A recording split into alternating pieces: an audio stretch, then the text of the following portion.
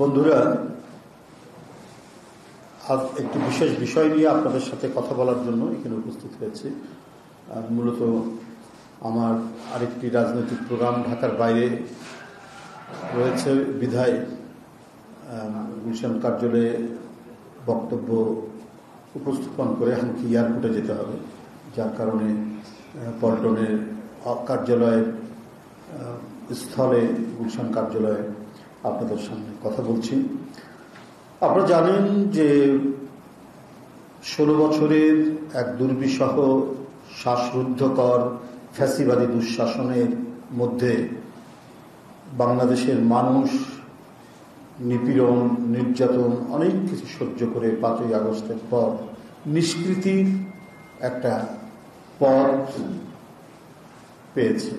মানুষ প্রত্যাশা করছে যে আগামী সময়ে অল্প কিছুদিনের মধ্যে, কয়েক মাসের মধ্যে একটা অবাধ সুষ্ঠু নির্বাচনের মধ্য দিয়ে জনপ্রতিনিধিদের কাছে ক্ষমতা হস্তান্তর হবে। সেই ক্ষেত্রে অন্তর্বর্তীকালীন সরকারের উপর যে অর্পিত দায়িত্ব, সেই দায়িত্ব তারা যথাযথভাবে পালন করছেন এবং এর মধ্যে সংস্কার নিয়ে যে আলোচনাগুলো হয়েছে এবং আলোচনাগুলো চলছে, সেই সংস্কার নিয়ে যে কমিশনগুলো গঠিত হয়েছে, সেই কমিশনের যে সুপারিশগুলো, সেটার সাথেও রাজনৈতিক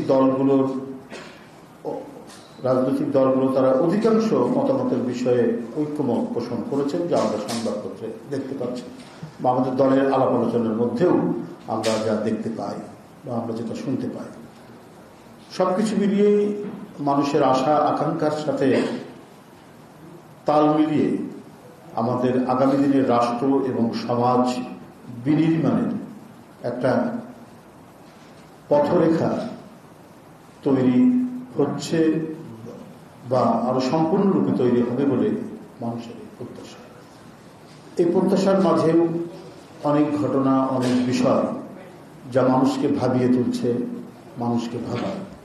অন্তর্বর্তীকালীন সরকারের আন্তরিকতা এবং নিষ্ঠা দিয়ে তারা কাজ করছেন এবং বিগত আমল, যেটা দুর্বিষহ আমল, লুটপাটের আমল, হত্যা এবং ঘাতকের আমল, সেই আমলের পুঞ্জীভূত যে সমস্ত অপকর্ম এবং অপরাধগুলো, সেগুলোকে একটি স্ট্রিমলাইনিং করা, সেই অপরাধগুলো অনুযায়ী যথোপযুক্ত ব্যবস্থা গ্রহণ করা, অপরাধীদের বিচার করা, এটা অত্যন্ত কঠিন কাজ। সে কাজগুলো কিছু না কিছুভাবে, কোনো না কোনোভাবে শুরু হয়েছে এবং অনেক কাজ এগিয়ে যাচ্ছে, যেটা আমরা দীপ্ত চোখে দেখতে পাচ্ছি। সেই সময়ের গুম খুন তো আছেই। ভিন্ন মত দমনের আমরা যে নিষ্ঠুর পন্থাগুলো অবলোকন করেছি, দেখেছি, এবং আমরা যারা ভুক্তভোগী, গোটা জাতি ভুক্তভোগী, অদৃশ্য করে দেওয়া, জোরপূর্বক গুম করে দেওয়া, বিচার বহির্ভূত হত্যা প্রতিনিয়ত ঘটানো, এই সমস্ত ঘটনাগুলো তো চলছে। গুপ্ত হত্যা এবং বিশেষ করে বিরোধী রাজনৈতিক নেতৃবৃন্দ যারা জনপ্রতিনিধি ছিলেন, একেবারে এমপি থেকে শুরু করে ওয়ার্ড কাউন্সিলর পর্যন্ত কেউ নিস্তার পায়নি শেখ হাসিনার দুর্বিষহ দুঃশাসন থেকে। তো এইরকম যে পরিস্থিতি, সেই পরিস্থিতির মধ্যে তারা যে অবস্থা তৈরি করেছিল, এই জন্যই গোটা দেশটাকে একেবারে নিংড়ে নিয়ে তাদের শাসন অব্যাহত রাখতে চেয়েছিল। গোটা জাতির রক্ত চুষে নিয়ে তারা তাদের সিংহাসন অটুট রাখতে চেয়েছিল। দেশ থেকে টাকা পাচার, ব্যাংক হরিলুট, দেশের অর্থনীতিকে সম্পূর্ণরূপে পঙ্গু করে দিয়ে যে লুটপাটের স্বর্গরাজ্য তৈরি করেছিল, সেখান থেকেও আস্তে আস্তে অর্থনীতির যে ইতিবাচক চিহ্নগুলি এখন দেখা যাচ্ছে, সেটাও আমি মনে করি যে অন্তর্বর্তীকালীন সরকারের একটি বিশেষ অর্জন। আমরা ইতিমধ্যে দেখলাম যে সরকারি দলের এমপি, তখন তো দল তো মানে জাস্ট একটা দলই, সবই সরকারি দল। শেখ হাসিনার পার্লামেন্টে সবই ছিল সরকারি দল।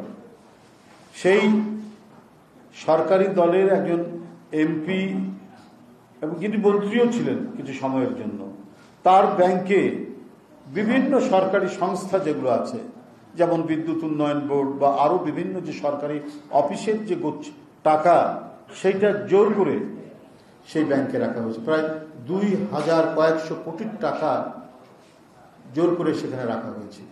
সে ব্যাংক লোপাট হয়ে গেছে, সে টাকাগুলোর কোনো হদিস নেই। আগে ছিল ফার্মার্স ব্যাংক, এখন নাম হয়েছে পদ্মা ব্যাংক। একেবারে উদাহরণ, সরকারি প্রতিষ্ঠানের টাকা তো জনগণের টাকা, সেই যে তহবিলটা বিভিন্ন প্রতিষ্ঠানে থাকে তারা কোনো না কোনো ব্যাংকে রাখতে হয়, কিন্তু যেহেতু এটা আওয়ামী লীগের এমপির ব্যাংক, তাই অধিকাংশ সরকারি প্রতিষ্ঠানকে সেখানে রাখতে হয়েছে টাকা। আজ সেগুলোর কোনো হদিস নেই। বারবার কেন্দ্রীয় ব্যাংক, বাংলাদেশ ব্যাংক নির্দেশনা দেওয়ার পরেও তারা এটার কোনো কুল কিনারা করতে পারছেন না। এটা একটা ছোট্ট নমুনা আমরা বললাম। এরপরে যে কত অনাচার, কত অবৈধ অপকর্ম স্বয়ং প্রধানমন্ত্রী তার পরিবার করেছেন, আপনার প্রতারণামূলকভাবে প্লট নিয়েছেন, টাকা পাচার করেছেন, এগুলো ঘটনা তো আছেই। ইংল্যান্ডের এমপি টিউলিপ সিদ্দিকী, তার বাংলাদেশের পাসপোর্ট এবং আইডেন্টিটি কার্ড রয়েছে। তিনি ব্রিটেনেরও কি বলে যে নাগরিক হয়েছেন, এবং নাগরিক হয়েছেন বলেই তো সেখানে তিনি এমপি হতে পেরেছেন। এই যে প্রবঞ্চনা, প্রতারণা, মানুষের চোখকে ফাঁকি দিয়ে অপকর্ম করা, এটা যেন একেবারে ডাল ভাত হয়ে গিয়েছিল। শেখ হাসিনার জন্য এই সমস্ত অপকর্ম করার কোনো বিষয় ছিল না। অবাধে তিনি করতে পারতেন। পূর্বাচলে প্লট ছেলের নামে, ভাগ্নির নামে, ভাগ্নার নামে, মেয়ের নামে, জামাইয়ের নামে, কেউ বাদ নেই। অথচ শেখ হাসিনার ঢাকা শহরে বাড়ি আছে, নিয়ম অনুযায়ী ঢাকা শহরে যদি বাড়ি থাকে সে আর কোনো সরকারি প্লট পেতে পারে না, কিন্তু শেখ হাসিনা গায়ের জোরে, তার ফ্যাসিবাদী শাসনের জোরে তার আত্মীয় স্বজনের নামে সেটা করেছে। তো এই পরিস্থিতি তো আমরা দেখে এসেছি। সেখান থেকে মানুষ পরিত্রাণ চাচ্ছিল, এবং পরিত্রাণ চাচ্ছিল বলেই সেই শিশু, বাচ্চা, তরুণ, মানে শিক্ষার্থীদের পাশে বাবা মা নেমে এসে যে বিপুল তরঙ্গ তৈরি করে শেখ হাসিনাকে পালাতে বাধ্য করে দেশের জনগণ, এর পরের সময়টা তো হবে অত্যন্ত শান্তিপূর্ণ, স্বস্তিদায়ক সময়। সেখানে যদি কিছু কিছু ঘটনা এমন ঘটতে থাকে যেটিতে জনসমাজের মধ্যে ভীতি এবং শঙ্কা তৈরি করবে কেন? আপনার এই যে মব সংস্কৃতির কথা যেটা বলা হয়েছে, 2 দিন আগে রংপুরের তারাগঞ্জ উপজেলায় হিন্দু সম্প্রদায়ের 2 জন মানুষ, একজন প্রদীপ লাল, একজন তারাপদ লাল, বা এই ধরনের একজন নাম, তাদেরকে এই মব সংস্কৃতি অর্থাৎ বেশ কিছু লোক মিলে তাদেরকে পিটিয়ে মারল। কত দুর্ভাগ্যজনক। পুলিশ সেখানে গেছে, খবর পেয়ে গেছে, গিয়েও ফিরে এসছে যে মবের মধ্যে পড়তে চায়। এই যদি আইন শৃঙ্খলার পরিস্থিতি হয়, তাহলে আজকে সাধারণ মানুষের নিরাপত্তাটা কোথায়? এটা তো আজকে সবচেয়ে ভাবিয়ে তুলেছে। এই মব কালচার একটা ক্যান্সারিয়াস গ্রোথ, একটা বৃহত্তর ক্যান্সারের ঘা তৈরি করেছে আমাদের জনসমাজের মধ্যে।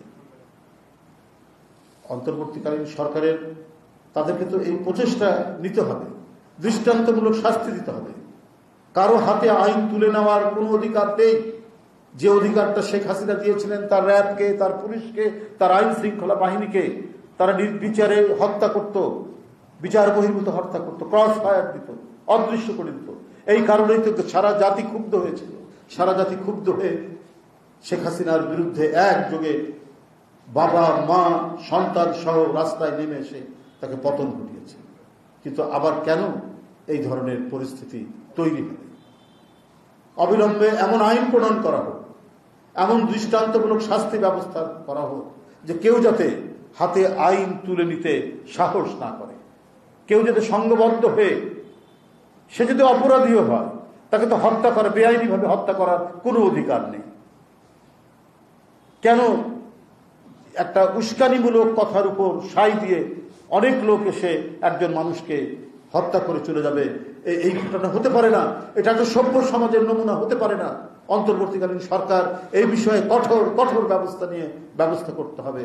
মানুষের অকারণে জীবন চলে যাবে, এই নিশ্চয়তা আজকে একটা সরকার থাকা অবস্থায় কেন এই ধরনের নিশ্চয়তা তৈরি হবে যে আইন বহির্ভূত হবে তার জীবন চলে যাবে? বরং একটি জনকল্যাণমুখী সরকারের দায়িত্ব হচ্ছে যে আইনগতভাবে বিচারের মাধ্যমে সে যত বড়ই অপরাধী হোক তার বিচার হবে। কোন মানুষের জীবন যেন বেআইনিভাবে বিচারের বাইরে তার জীবন চলে না যায়, সে যেন হত্যাকাণ্ডের শিকার না হয়, এইটা আজকে দেখা অত্যন্ত জরুরি। এই সমস্ত ঘটনাগুলো আজকে হচ্ছে, আজকে আইন বহির্ভূত কাজগুলো হচ্ছে বলেই আজকে নানাভাবে বিচ্ছিন্নভাবে আরো বিভিন্ন ধরনের অনৈতিক কাজগুলো মানে বিস্তার লাভ করছে। কেন এই বিস্তার লাভ করবে? এবং এর মধ্যে দিয়ে আপনার অনেকেই সুযোগ সন্ধানীরা সুযোগ নেওয়ার চেষ্টা করছেন। সেই সুযোগ সন্ধানীরা সুযোগ নেওয়ার চেষ্টা করছেন কিভাবে? একটা দৃষ্টান্ত আপনার দেখায়। হ্যাঁ, যারা অপরাধ করছেন আমাদের দলের, যাদের নামে সুস্পষ্ট অভিযোগ রয়েছে, কোন প্রকার দেরি না করে তাদেরকে প্রথমেই শাস্তিমূলক ব্যবস্থা নেওয়া হচ্ছে, হয় পদ স্থগিত, তারপরে তদন্ত করে যখন আরো প্রমাণ হচ্ছে যে না সেই আসলেই অপরাধী, তখন দল থেকে বহিষ্কার করা হচ্ছে। শত শত হাজার হাজার নেতাকর্মীকে এই এক বছরের মধ্যে আপনার বহিষ্কার করা হয়েছে বিভিন্ন ধরনের অপরাধমূলক কর্মকাণ্ডের জন্য। আমরা যখন শুনেছি যে আমাদের দলের বা অঙ্গ সংগঠনের কেউ কোনো জায়গা দখল করেছে, কোনো জমি দখল করেছে, সে হোক আওয়ামী দোসরদেরও যদি হয়, আমরা সেই ক্ষেত্রে তাদেরকে কোনো ধরনের আশকারা তো সে পায়নি, সাথে সাথে তার বিরুদ্ধে ব্যবস্থা গ্রহণ করা হচ্ছে। কিন্তু এই সুযোগে আবার দুষ্ট চক্রও তৈরি হচ্ছে। চট্টগ্রামে আপনি দেখুন, চট্টগ্রামে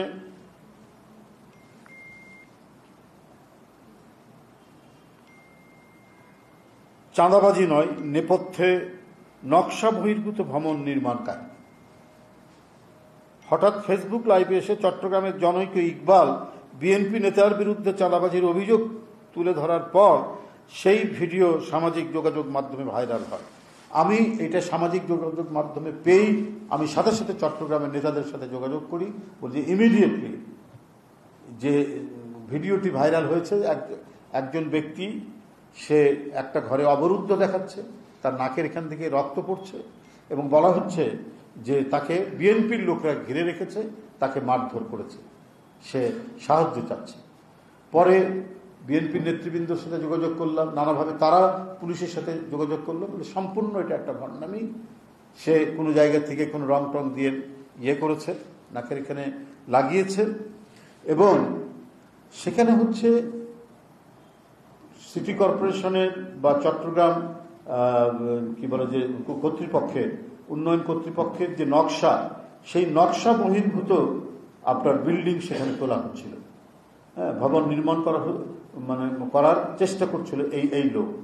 তো তাকে বোধহয় অফিসিয়ালি তাকে বাধা দেওয়া, তাকে কোনো ধরনের হেনস্থা বা তার কোনো গায়ে হাত দেওয়া হয়নি বা কিছু হয়নি। সে এটা আমি আপনাদের সামনে একটু বলি। চট্টগ্রামের চকবাজার থানাধীন রাহাত্তারপুর এলাকার সেই ঘটনার ভিডিও ছড়িয়ে বিএনপি নেতা হারুনের চাঁদাবাজির ঘটনা বলে অপপ্রচার করা হয়েছে। ওই ছেলেটি, ইকবাল নামের ওই ছেলেটি এই অপপ্রচার করে বিএনপি নেতা হারুনের বিরুদ্ধে। খোঁজ নিয়ে জানা যায় যে পেশায় ইবনে সিনা হাসপাতালের চিকিৎসক ইকবালের বাড়ি নির্মাণে চট্টগ্রাম উন্নয়ন কর্তৃপক্ষের কাছে জমা দেওয়া নকশা না মানার অভিযোগ দেওয়া হয় সমাজ কল্যাণ পরিষদের তরফ থেকে। চট্টগ্রাম উন্নয়ন কর্তৃপক্ষের প্রকৌশলী বিষয়ে জমির মালিক ইকবাল গংকে নোটিশ দিয়েছিলেন চলতি বছরের মে মাসে। সেও কোনো একটি রাজনৈতিক দলের সাথে জড়িত। সে যখন কর্তৃপক্ষের পক্ষ থেকে যখন বলা হয়েছে যে না তোমার এটা ঠিক না, আমরা এইভাবে করবো না, তখন সে এই নাটকটি করে এবং এই নাটক করে সে বিএনপি নেতারা তাকে ঘিরে ফেলেছে এবং বিএনপি নেতা হারুনের নাম দিয়ে কাজটি করে। এটা গণমাধ্যমও এসছে এটা আপনাদের সামনে যেটা বলছি, এই যে ভণ্ডামিটা করা হয়েছে, এটা গণমাধ্যমেও হয়েছে এবং আমরা সেখানে পুলিশের কাছে যোগাযোগ করেছি, বিভিন্নভাবে আমাদের নেতৃবৃন্দ সেখানে যোগাযোগ করেছেন। সম্পূর্ণ বানোয়াট একটি ঘটনা তৈরি করে এই কাজটি করা হয়েছে। তো এগুলো করছেন যারা, আপনারাও তাদের চেনেন, জানেন, এটা করছেন একটা বিশেষ উদ্দেশ্য নিয়ে।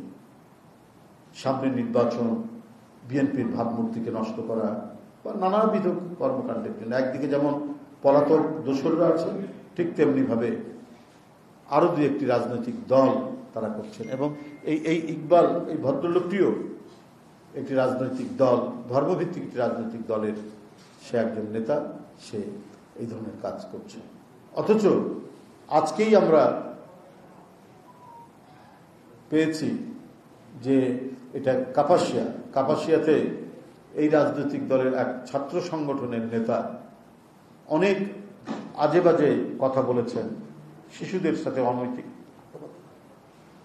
তো এই যে নিজেদেরটা আড়াল করে আর বানোয়ার দিয়ে কি বলে যে কাহিনী তৈরি করে, কল্পকাহিনী তৈরি করে বিএনপির বিরুদ্ধে অপপ্রচার, এটা হচ্ছে রাজনৈতিকভাবে যারা একেবারে অপসংস্কৃতি মধ্যে ভোগেন এবং ন্যূনতম যাদের কোনো রাজনৈতিক সভ্যতা বলে কিছু নেই, তারাই এই কাজগুলি করতে পারে। আরে আমাদের তো প্রকাশ্যেই যারা বিএনপির নামে বা কোনো অঙ্গ সংগঠন নামে কোনো ধরনের অপরাধমূলক, চাঁদাবাজি, দখলবাজির সাথে জড়িত, ভুড়ি ভুড়ি প্রকাশ্যে প্রতিদিন কাউকে না কাউকে বহিষ্কার করা হচ্ছে, কারো পদ স্থগিত করা হচ্ছে, শোকজ করা হচ্ছে, আজীবন বহিষ্কার করা হচ্ছে। এই ব্যাপারে তো কোনো দ্বিধা নেই। কিন্তু সেই রাজনৈতিক দলটি নিজেদের লোকদের অপকর্মকে আড়াল করে তারা নানা নাটকের মাধ্যমে বিএনপির ভাবমূর্তিকে বিনষ্ট করার পায়তারা করছেন বা বিভিন্ন মাস্টার প্ল্যান করে যাচ্ছেন, যে যাতে বিএনপির ভাবমূর্তি নষ্ট করা যায় নির্বাচনের আগে। এইটা মানুষের কাছে কোনোদিনই গ্রহণযোগ্য হবে না। চক্রান্ত ষড়যন্ত্র করে, নীল নকশা করে কারো ভাবমূর্তি নষ্ট করা, কোনো রাজনৈতিক দলের দীর্ঘদিনের ঐতিহ্যগত যে ইমেজ, সেই ইমেজকে ভুলুণ্ঠিত করার চেষ্টা কোনোদিনই সফল হবে না, অতীতেও হয়নি। অতিরিক্ত অপকৌশল এবং কূটকৌশলের আশ্রয় নিয়েও কিন্তু আলটিমেটলি কোনো লাভ হয় না।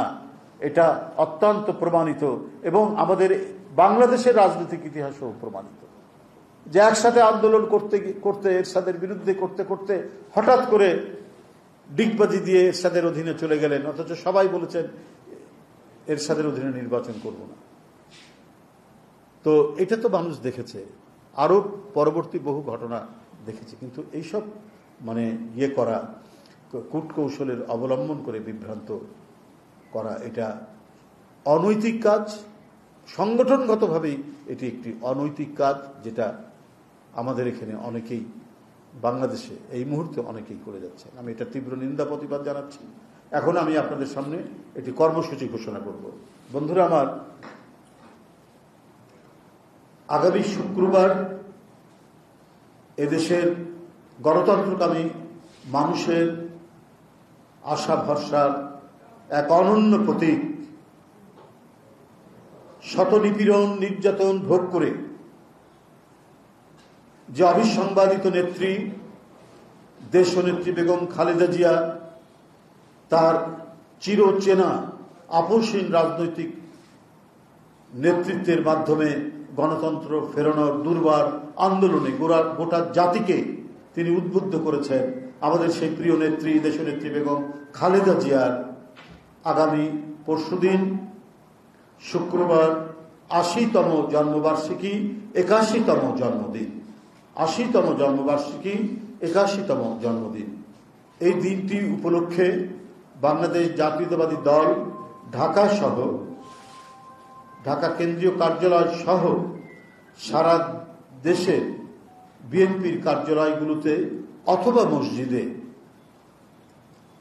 দোয়া মাহফিল অনুষ্ঠিত করবে।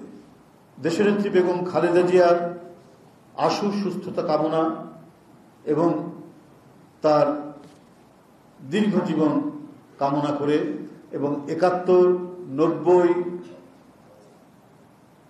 2024 সমস্ত আমাদের স্বাধীনতা সংগ্রাম এবং গণতান্ত্রিক আন্দোলনে যারা শহীদ হয়েছে তাদের আত্মার মাগফিরাত কামনা করেও আমরা সেদিন দোয়ার অনুষ্ঠান করব। বাংলাদেশ জাতীয়তাবাদী দলের সারা দেশের বিভিন্ন কার্যালয়ে আমাদের বিভিন্ন ইউনিট এই কর্মসূচিটি পালন করবে। দোয়া ও মিলাদ মাহফিলের কর্মসূচিটি পালন করবেন। আগামী পরশুদিন শুক্রবার দেশনেত্রী বেগম খালেদা জিয়ার ৮০তম জন্মবার্ষিকী এবং ৮১তম জন্মদিন উপলক্ষে আমাদের দোয়া এবং মিলাদ মাহফিলের এই অনুষ্ঠান একেবারেই অনাড়ম্বর এই অনুষ্ঠান। কোনো কেক কাটা বা অন্য কোনো এর সাথে কোনো কর্মসূচি থাকবে না। শুধু তার দীর্ঘ জীবন কামনা করে এবং তার আশু সুস্থতা কামনা করে, তার রোগ মুক্তি কামনা করে আমাদের দোয়া এবং মিলাদ মাহফিল এই কর্মসূচিটি আমি আপনাদের সামনে ঘোষণা করব। ধন্যবাদ আপনাদের সবাইকে।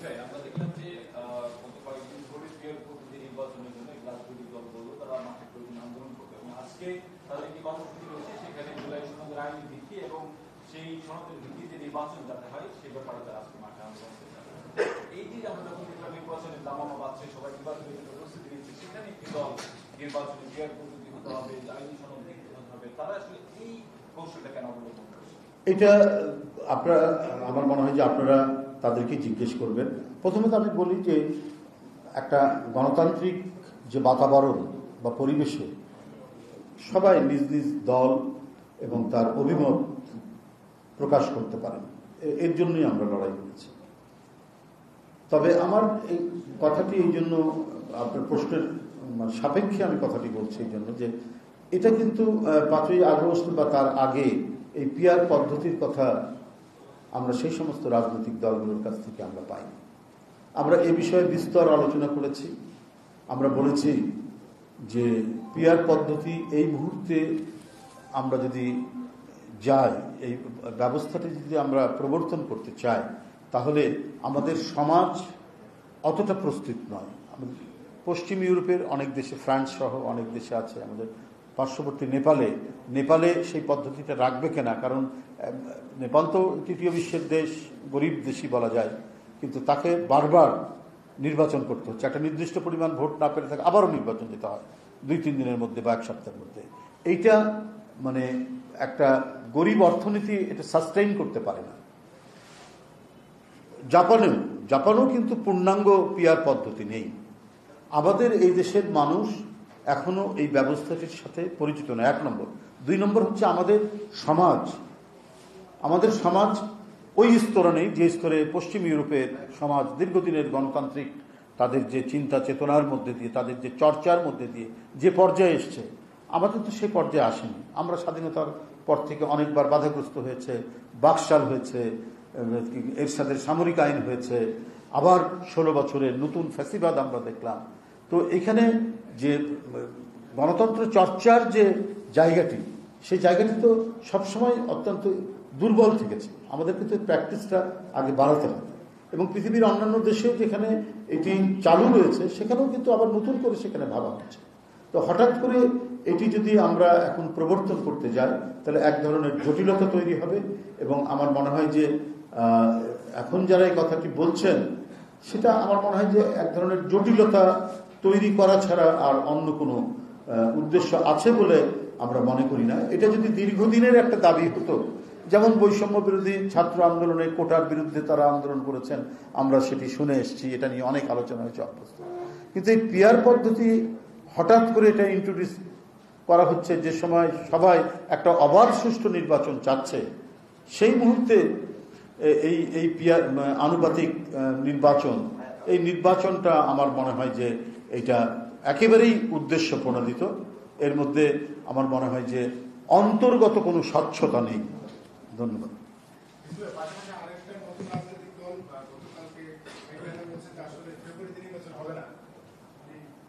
না, আমি তো আগেই বলেছি বিভিন্ন রাজনৈতিক দলের মতামত থাকতে পারে, কিন্তু কথাটা হচ্ছে যে গণতন্ত্রের চর্চা যদি প্রলম্বিত হতে থাকে, তো লাভ কার? আমরা তো 5ই আগস্ট এই যে একটা মাইল ফলক তৈরি হয়েছে গণতন্ত্রের জন্য, তো গণতন্ত্র তো নির্বাচনহীন সরকার বা নির্বাচনহীন সমাজ রাষ্ট্র, এটা তো গণতন্ত্রের কোনো নমুনা হতে পারে না। গণতন্ত্র তখনই চূড়ান্ত হবে, নিশ্চিত হবে যদি অবাধ সুষ্ঠু নির্বাচন হয় এবং যে ওই নির্বাচনে যারা ক্ষমতায় আসবেন তাদেরকে প্রতি পদে পদে জবাবদিহি করতে হবে জনগণের কাছে, সেটা নির্বাচিত পার্লামেন্টের মাধ্যমে।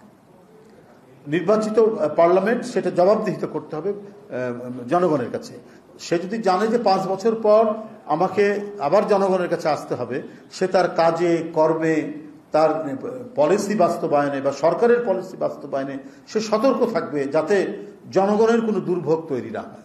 এটা তো শেখ হাসিনার পার্লামেন্ট হবে না বা শেখ হাসিনার নির্বাচন নয় যে এমপিরা মনে করে আর আমি এলাকায় গেলেই কি আর না গেলেই কি, আপা সন্তুষ্ট থাকলে আমরা সবাই সন্তুষ্ট থাকলেই সব কিছু হবে, কারণ ওটা তো সিলেকশন হবে। আপা যদি আমার প্রতি সন্তুষ্ট থাকে আমি এমনি এমপি হয়ে যাব।